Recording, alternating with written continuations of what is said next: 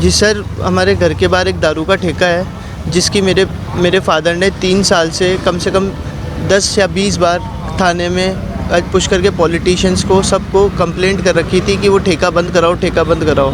उसकी ये जो न्यूज़ वगैरह है ये अखबारों में भी आ चुकी है। उस ठेके की वजह, वो ठेका एक रेजिडेंशियल कॉलोनी में खुल रखा है जहाँ पे घर है, जहाँ पे लोग रहते हैं। वो रात को आते हैं, वहाँ पे डीजे बजाते हैं, 2-2 बजे तक वो ठेका खुला रहता है और वो वहाँ पे शराब पीते रहते हैं। रात को 2-2, 3-3 बजे तक वो ठेका खुला रहता है और वो सब हुड़दंग मचाते हैं। वो किसी को सोने नहीं देते। उस दिन भी ऐसा ही हुआ, मेरे घर के बाहर डीजे बजा रहे थे, मेरा पूरा घर धूज रहा था। मेरे फादर हार्ट पेशेंट थे।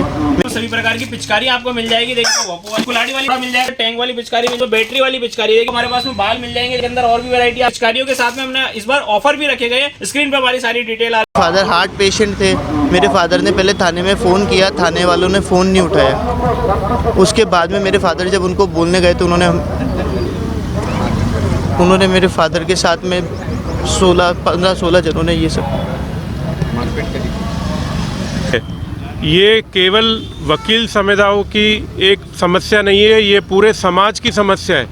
इस पूरे समाज के प्रति पूरी सहानुभूति रखते हुए वकील समुदाय ने साथ दिया है, साथ दे रही है। लोग आगे बढ़ बढ़ के अपने दुकानों को, प्रतिष्ठानों को बंद रख रहे हैं। तो ये पूरा मुद्दा सिर्फ हमारे वकीलों से तो जुड़ा हुआ है। वकील तो हम तो लोगों की, जनता की मुखर आवाज़ बन रहे हैं। लेकिन हकीकत यह है कि अगर आम जन से पूछा जाए तो हर जना इस निंदनीय कृत्य की निंदा करेगा। आप देखिए कि इस हत्या का प्रमुख कारण है आतन बदमाश डीजे सिस्टम, जो साउंड सिस्टम है उस पर डांस कर रहे थे। देर रात तक शराब के ठेके खुल रहे थे। एसपी साहब, कलेक्टर साहब, अब मैं इनसे कहना चाहता हूँ, इनसे आग्रह करना चाहता हूँ, आप जनता के रोष को समझें। डीजे खुले आम यहाँ पे घूम रहे हैं, उनके डेसिबल कितने ऊंचे हैं, आप किस तरह से आप अपनी आँख के कान के नीचे से डीजे चलाते हैं, लोगों की कोई सुनता नहीं है।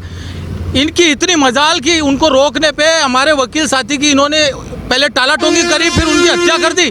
क्योंकि आज समाज में जो ये माहौल दादागिरी का फैलाया जा रहा है, आज आम जनता रोड पे चल नहीं सकती है। रोड पे जो ये गाड़ियाँ बेतरकवा चला के और लोगों को डराते हैं, धमकाते हैं। जगह पे रेसिडेंशियल कॉलोनियों में जहाँ दारू के ठेके खुले हुए, जहाँ पे पुलिस बिल्कुल अनदेखी करती है, प्रशासन बिल्कुल अनदेखी करता है, वहाँ समाज के लोग जो रहते हैं वो उनका रहना मुश्किल हो गया। उसके खिलाफ हमने बंद किया। सरकारी सिस्टम बिल्कुल फेल्योर चल रहा है।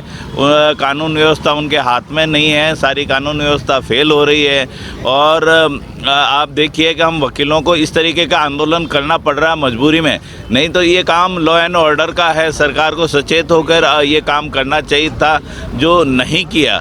अब अगर हमारी मांगे नहीं मानी तो प्रदेश स्तर पे ये आंदोलन जारी रहेगा। तो ये एक तरह से, वो तो खैर उन पे केस तो चलेंगे, लेकिन आगे क्या? तो हमारी मांगे हैं।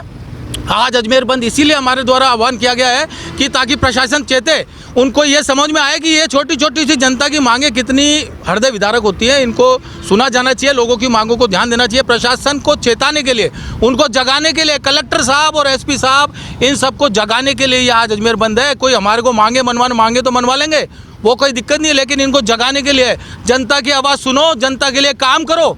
Maharaja Agrasen Public School is a CBSE affiliated co-educational English medium school situated in the heart of Ajmer near JLN Medical College. The school provides holistic curriculum, a balanced blend of education with sports and co-curricular activities for all-round development of children.